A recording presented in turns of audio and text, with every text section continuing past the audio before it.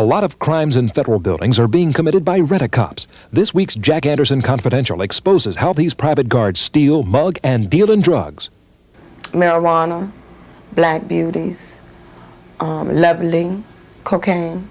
We'll also show how this man fights Air Force cost overruns. And we estimated the excessive cost not in the millions, but in the billions. This week on Jack Anderson Confidential.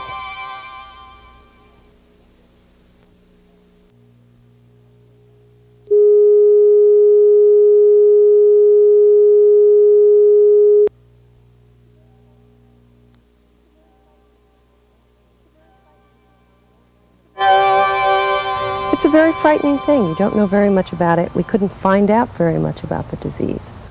TB in America because of Carter administration politics. I can only conclude that they, one, either don't believe in the program, or two, they're playing the taxpayers for suckers. The $10 billion nuclear breeder reactor, overpriced and unneeded. I'm scared to death that other people out there will try the same stupidity thing like I did. The desperation of unemployment. A steelworker tries to commit suicide. These stories coming up next on Jack Anderson Confidential. Now from Washington, here is Jack Anderson. The Army routinely sweeps its embarrassments under the secrecy label. But when it comes to real secrets, the military brass are often careless. This past week, the Army Association held its annual meeting here in Washington. Its most highly classified weaponry was exhibited for prospective buyers. The association barred my TV cameras, yet the display hall was crawling with spies. My reporter Greg Rushford also wandered freely among the exhibits. He was able to take these still photos. Army spokesman denied that any classified information was available, but my reporter spotted a Yugoslav military attaché examining a digital communications nerve center, which operates the Army's super-secret Norden battery computer. The attaché was asking pointed questions, and a salesman was answering them. The salesman told my reporter afterward, "We try not to answer too many classified questions when we know they come from unfriendly foreign governments." Other communist bloc spies were taking notes on such weapons as the terminal guidance warhead for the multiple launch rocket system, the laser rangefinder for battlefield anti-tank firings, a technical data sheet for Rockwell's ANTSC-60 communications control. That's a mobile high-frequency communication system designed for rapid battle deployment. Well, I could go on, but you should get the idea. When I return, a look at the spread of infectious diseases, perhaps to your neighborhood.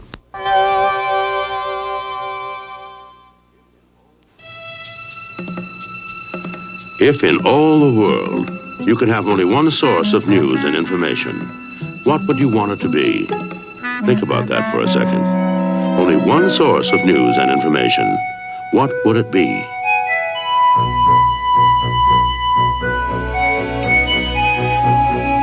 If you say Time magazine, you're not alone. More than 29 million people all over the world turn to Time's lively pages each week to catch up on what's new and what's news everywhere in every field. With writing so fresh and pictures so colorful, you enjoy every minute and start looking forward to the next issue. When? Time is back again with the latest books and movies. What's happening with sports, business, and people, and what may happen next. In all, Time gives you 30 exciting departments of news and ideas. And now, Time makes one of its biggest offers ever. 26 weeks of Time for less than 79 cents an issue.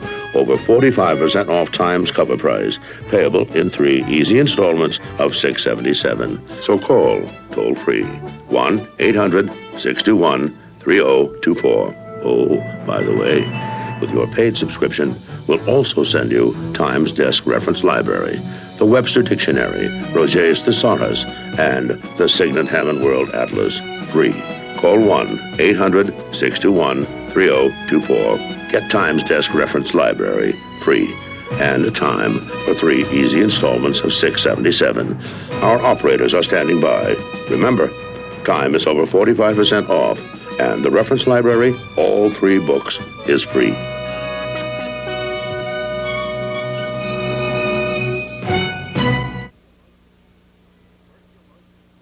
Tuberculosis, leprosy, these are diseases that once struck terror into the hearts of people. Not until this century have TB and leprosy been virtually eradicated from the United States. But I have sober news for you. This triumph of medical science has been countered by a political blunder. Both diseases are back. Silver Spring, Maryland is an affluent community with excellent health facilities. Yet an active case of TB recently turned up in the Silver Spring schools. Suddenly other children were threatened by a plague from the past. Listen to Mrs. Adrienne Chadwin, who is president of the PTA in Silver Spring. TB was a foreign thing. Our children don't get it. And then to suddenly have it there and, images of Sarah Bernhardt and Camille dying of consumption, it's a very frightening thing. You don't know very much about it. We couldn't find out very much about the disease from the health authorities. We were told, they'd take care of things. Well, we felt they didn't. We were upset.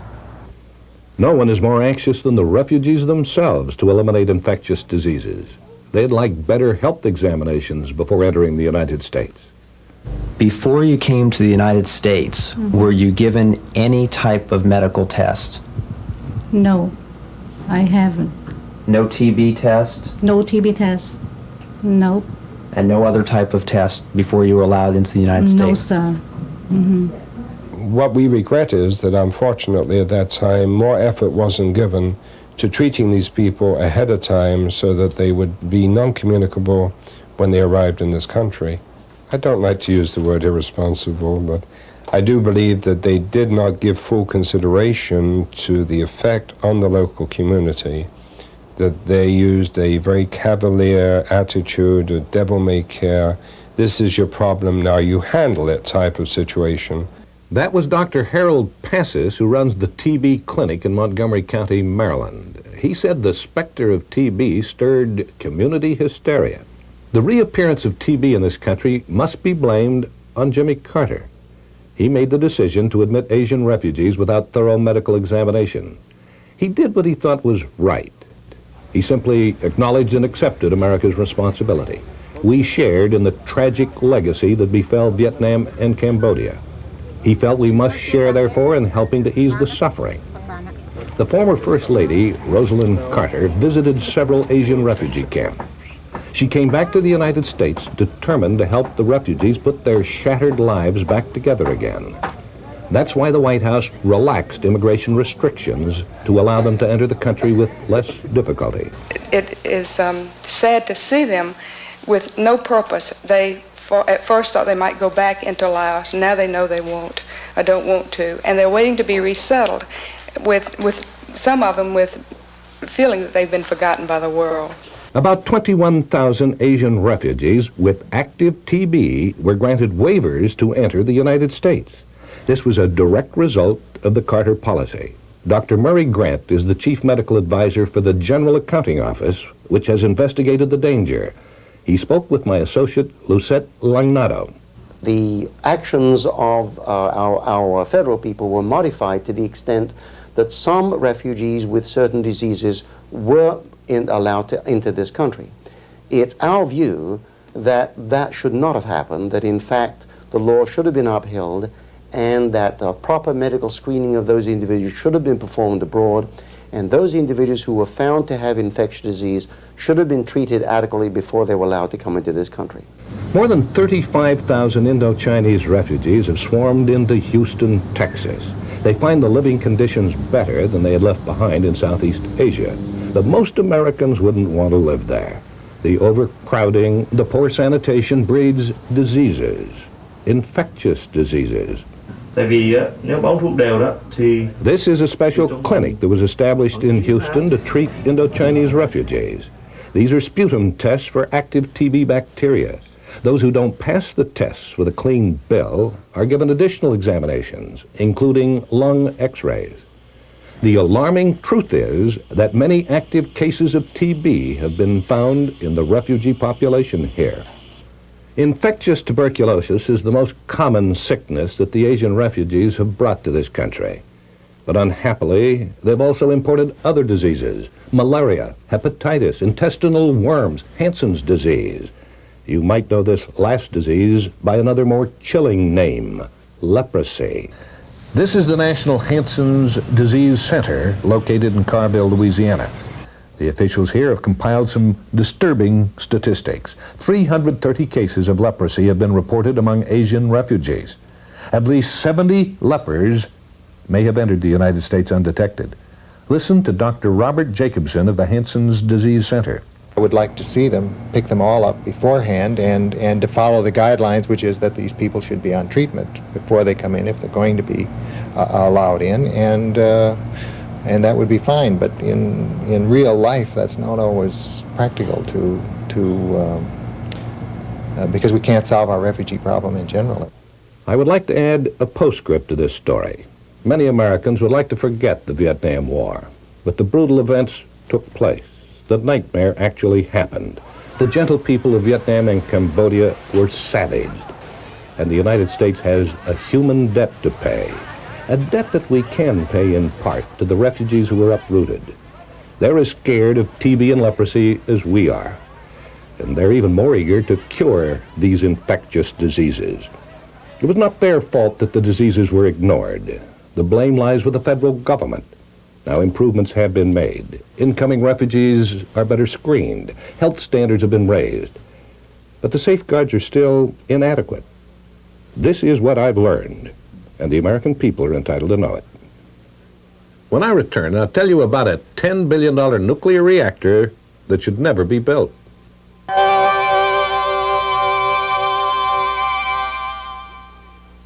If you're worried about stains on your dentures, don't have the cherry pie unless you have the cream, Denture Cream. And don't have the coffee unless you have the cream, Denture Cream. Denture Cream's powerful anti-stain formula helps brush away tough stains, and its refreshing mint flavor leaves dentures clean and fresh. So don't have the berries unless you have the cream. Anti-stain formula, Denture Cream, with refreshing mint.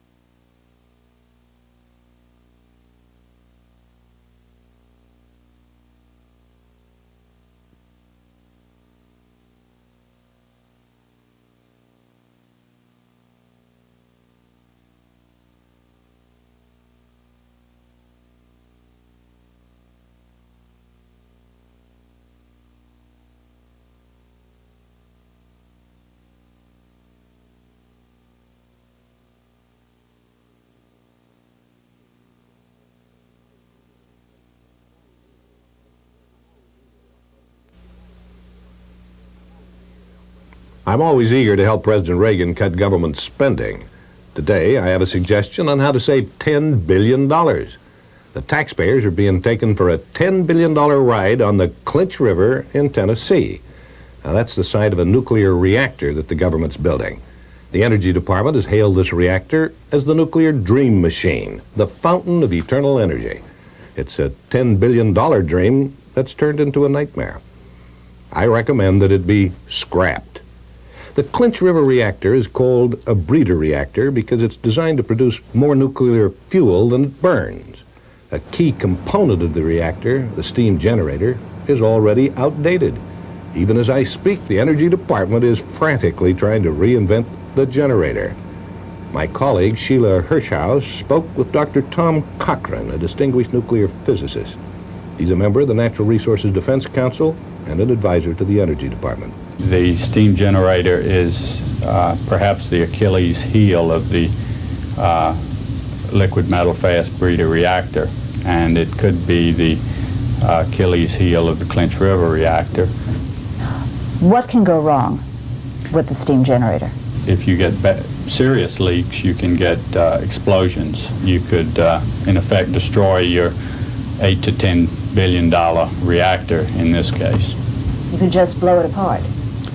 You would blow apart the major part of the non-nuclear part of the reactor. And that would shut it down? For a long time. Arnold Kramish is a nuclear physicist who's been an advocate of nuclear energy since World War II. Listen to what he has to say about the Clinch River project. It's fair to say that it will be obsolete when it is completed several years after 1989. In some respects, the best way to kill the U.S. nuclear program is to keep Clinch River alive. It will be the subject of controversy year after year until it is built. That's approximately 10 more years. Do we want to prolong this controversy? Will this controversy be beneficial to the nuclear industry? That is the major question which the nuclear industry and the Department of Energy should ask of itself.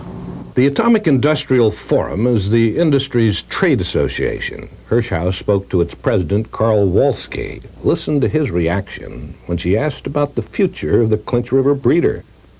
The Atomic Industrial Forum supports Clinch River, but some of the utility companies that are members of your nuclear industry trade group say that they don't want this. They don't want Clinch River and they won't pay for it. There are very few utilities that feel that way, and in fact, the vast majority are in favor of it. There are letters here from several utilities companies saying we're just not going to pay for it anymore. There are letters from utility commissions I think we ought to turn the camera around and put you on television because you're not getting my opinion. You're getting your own opinion. Let's quit. Well, you want to... No, there's no point. You said you wanted my opinion about the future of the Clinch River Breeder Reactor? Well, what... You haven't asked for my opinion. You went on there for a long period with a lot of crap that isn't even true. Now, if you want to get on camera, get on camera. If you want to ask my opinion, you can ask my opinion. Carl, I started out by asking, you said in there... I've never quit an interview, and I've had thousands. You gave me some crap in there about how you wanted to go into the deep philosophy of it, and all you've come in with is loaded questions. You know, when did you stop beating your wife? If that's what you want, get yourself another monkey. Okay. I think we can... Forget it. Let's go. Hirschhaus was courteous. Her questions were legitimate. She merely raised some elementary economics. Several nuclear utilities don't want to invest in the breeder. They think it's a bad risk. Ernest Fitzgerald is a celebrated Pentagon cost cutter. A congressional committee borrowed him from the Pentagon and asked him to take a hard look at the Clinch River breeder. My own test for these things is always whether the marketplace will support it. I think if the utilities really believed in it and the return on the investment were as great as argued by advocates of the program, that they would put money in it. I can only conclude that they, one, either don't believe in the program, or two, they're playing the taxpayers for suckers. Has DOE played it straight on Clinch River? Are they telling the truth? Not at all. They withheld documents, stonewalled us on questioning, exhibited what the staff report called a siege mentality. They had a lot to hide. Government auditors have investigated the Clinch River project. Afterwards, they issued a scathing report charging that the Energy Department had conducted useless tests on an obsolete model of the breeder's steam generator. Here's the response of Gordon Chipman, the senior Energy Department official responsible for the breeder program. A power plant is like almost anything you have. There are a lot of parts in it that if they break, it doesn't work, and you have to fix them. The steam generator happens to be one of the more crucial components simply because it has had problems historically. We think that our test program and our development program has come up with a design that is what I'll call the best in the world, and I believe it is. Why not test the model of the steam generator that you are going to use? Well, you know, I think that the popular understanding of technology recognizes that in any development program, you work with models and prototypes, and that this is how you learn how to do the real thing. I wouldn't take chances with it. I think it's dangerous and irresponsible and just plain dumb to take chances with something like this. The risk of a generator shutdown isn't the only problem. There's another compelling issue: safety. Dr. Tom Cochran has something to say about this. Plutonium fuel can, in the event of certain accident scenarios, can rearrange itself into a supercritical mass and explode much like an atomic bomb. How would a nuclear disaster at Clinch River compare to the nuclear disaster that nearly happened at 3 Mile Island? It would make 3 Mile Island look like a tea party. Government auditors have criticized the Clinch River project. Congressional investigators have condemned it.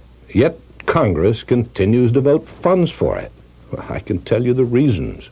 The breeder is being built in the home state of one of the most powerful men in Washington, Senate Republican leader Howard Baker. Meanwhile, the corporations that are building the breeder have one eye on their profits and the other on politics. Here's a list of the House members who received the biggest contributions from political action committees formed by 5 corporations with multi-million-dollar Clinch River contracts. At the top of the list is House Democratic leader Jim Wright. Next, Florida Congressman Don Fuqua. He's chairman of the committee that has jurisdiction over Clinch River. Then there's Mississippi Congressman Jamie Whitten and Alabama Congressman Tom Bevel. They handle the Clinch River funding. These men are skilled at parliamentary maneuvering. They expertly sidetrack a move to kill the Clinch River reactor. They don't have to worry. It's not their money. It's yours.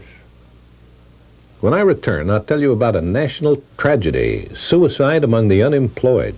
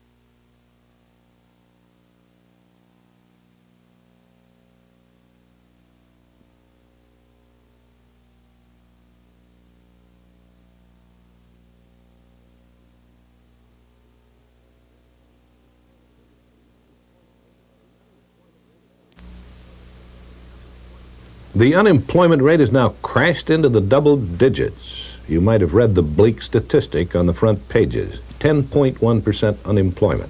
The figure is cold and indifferent. But the real story is told in the anguish and misery of the men and women who can't find jobs. 11,300,000 Americans were out of work in September. One of them is Albert Bragg. He's trying desperately to provide a living for his wife and 2 children in New Cumberland, West Virginia, just outside of Pittsburgh. 15 months ago, he was laid off from his job at the Crucible Steel Mill. This past week, the plant shut down. It closed its doors permanently on Albert Bragg. My associate Jack Mitchell visited the Bragg family. He asked Mr. Bragg about the emotional drain. Mr. Bragg, could you tell us what caused you to think of suicide because of your unemployment situation? I think a lot of my little kids, like my oldest one said, you know, Dad, why? Why did you? And it's the feature I don't know. The pressure.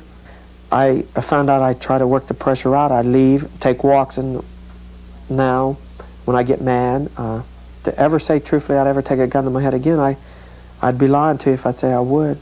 I'd be lying to you if I say I wouldn't, because I don't know. The story of Albert Bragg is distressing.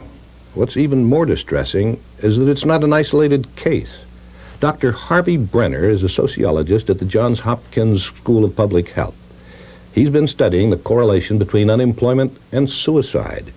From Dr. Brenner's research, my staff has determined the spiraling unemployment rate could cause an additional 2,700 suicide deaths this year.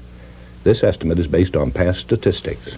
If we're looking particularly at suicide, every time the unemployment rate increases by 1 percentage point, say it goes from 7 to 8 or 8 to 9 or 9 to 10, every time it increases by 1 percentage point, the suicide rate tends to increase between 5 and 6%.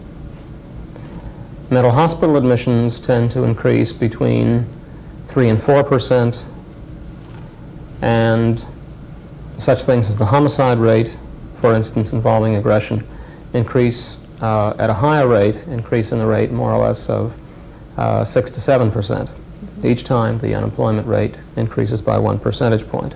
Dr. Brenner spoke the language of statistics, but behind every statistic there are blood and tears. His chilling prediction means that for millions, the American dream is suspended. Now, if you're one of those statistics, or likely to become one, tell me your story. I'll submit your grievances to the White House. I've done this in the past, and President Reagan has responded. Maybe he'll listen to your story. Write to Jack Anderson, Box 2300, Washington, D.C. Next week, a look behind the scenes at violence and dope in federal office buildings. I'm Jack Anderson in Washington. Jack Anderson Confidential is a Jack Berry and Dan Enright production in association with Able Communications. I wouldn't take chances with it. I think it's dangerous and irresponsible and just plain dumb to take chances with something like this. And is it just plain dumb to put in a steam generator that hasn't been adequately tested? I see no excuse for doing it. There's no hurry about this program. Why no hurry? The need for the electricity has not been demonstrated at all. The economics have shown that it will not be economically feasible for perhaps 40 years. So I just see no reason to pay extra money and take risk with people's lives and health and safety simply to fulfill some bureaucratic or contractor's desire for business now. From the West Coast to the East Coast, across the Atlantic to London and Frankfurt to Hawaii, fly World Airways to the world of your dreams. World, the airline for people who hate to waste money.